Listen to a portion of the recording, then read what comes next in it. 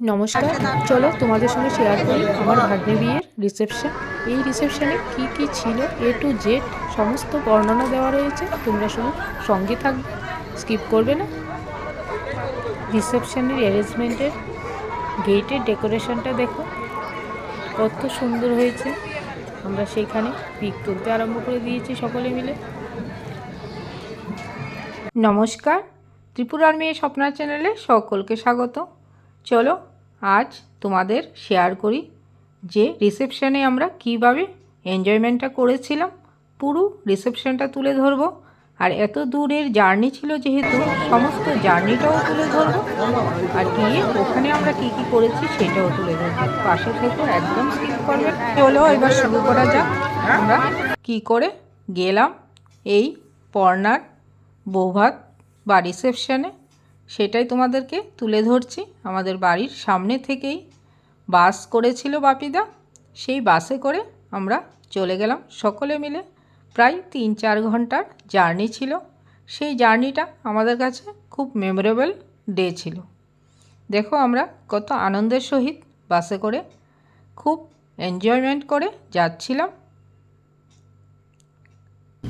তারপরেই যেহেতু অনেকটা দূর, 2 ঘন্টা পর আমরা কোলাঘাটে নেমে ওখানে ফ্রেশ হয়ে নিলাম আর একটু চা কফি খেয়ে নিলাম। তারপরেই বাসে উঠে আমাদের ছিল শেষ জার্নিটা। এই যে আমরা এবার বাসে উঠবো, সকলে মিলে দাঁড়িয়ে পড়লাম। তারপরেই ওইখানে স্ন্যাক্স শুরু হয়ে গেল। বাপিদা আমাদেরকে স্ন্যাক্সটা দিয়ে দিল, আমরা খেয়ে নিলাম। এই স্ন্যাক্সে কী কী ছিল সেটাও তোমাদের সঙ্গে শেয়ার করলাম। তারপরেই আমাদের হোটেলে চলে যাওয়া। ওখানে গিয়ে হোটেলে গিয়ে এবার সাজগোজ করে ফ্রেশ হয়ে তারপর রিসেপশনে চলে গেলাম। ওইখানেই নিচে উপরে ছিল আমাদের রুম, স্টে করার জন্য দিয়েছিল, ওখানে সাজগোজ করার জন্য। আর তার নিচেই ছিল রিসেপশনের অ্যারেঞ্জমেন্ট। এবার আমরা নেমে চলে গেলাম রিসেপশনে। দেখো কি সুন্দর রুমগুলি, হোটেলটাও খুব সুন্দর ছিল, খুব ভালো লেগেছিল আমাদের। তোমাদেরকে পুরোটাই তুলে ধরলাম পর্নার রিসেপশন বা বৌভাতের অ্যারেঞ্জমেন্টটা। খুব সুন্দর একটা অ্যারেঞ্জমেন্ট ছিল, আমাদের কাছে খুবই ভালো লেগেছিল। তোমাদের কাছে কেমন লাগছে সেটা তো অবশ্যই জানাবে। প্রথমেই আমরা স্টার্টারে চলে গেলাম। দেখো কত সুন্দর স্টার্টার, সেখানে ছিল মোমো থেকে রাবড়ি থেকে আরম্ভ করে চা, কিছুই বাকি নেই। চিকেন পকোড়া, তুমি যা খেতে চাও তাই ছিল সেখানে।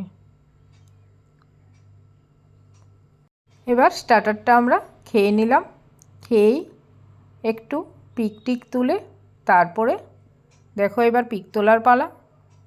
এখন তোমাদের সঙ্গে তুলে ধরবো কি বলো তো, খাওয়া দাওয়াটা। এবার খাওয়া দাওয়াটাও ছিল বাম্পার।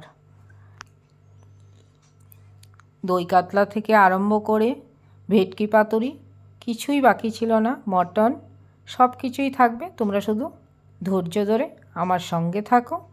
ভীষণ ইন্টারেস্টিং একটা ভিডিও। বাড়ি ফিরতে হবে, তাই এতটা দূর জার্নি, তাই চলে গেলাম খেতে। যদিও স্টার্টার খেয়ে পেট একদমই ভরা, কিন্তু তাও তো খেতে হবে।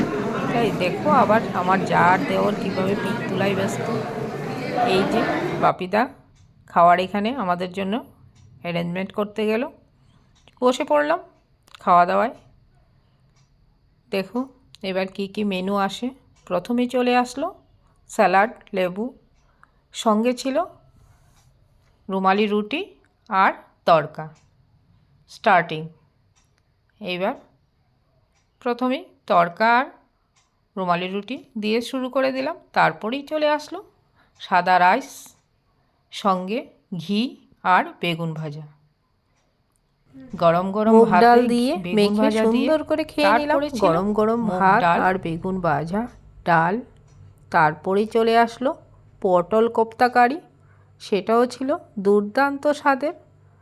দেখো কি টেস্টি, ভিতরের স্টাফটা দেখো শুধু।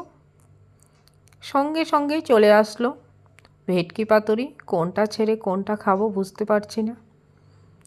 এবার দেখো ভেটকি পাতুরিটা তুলে নিচ্ছি, সেটাও ছিল দুর্দান্ত স্বাদের, খুব ভালো ছিল পিসটা, দেখো খুব সুন্দর। তারপরে চলে আসলো মটন। এবার মটন দিয়ে জমিয়ে খাওয়ার পালা।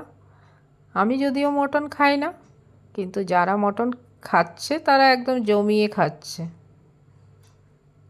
তারপরেই আসবে কি দেখি, চাটনি, পাঁপড়, তার মধ্যে একটা মিসিং হয়ে গেছে, মাছটা। এই যে চাটনি দিয়ে জমিয়ে এবার খেয়ে নিলাম। সঙ্গে শেষ পাতে ছিল মিষ্টি আইসক্রিম, সে মিষ্টিটাও ছিল দুর্দান্ত।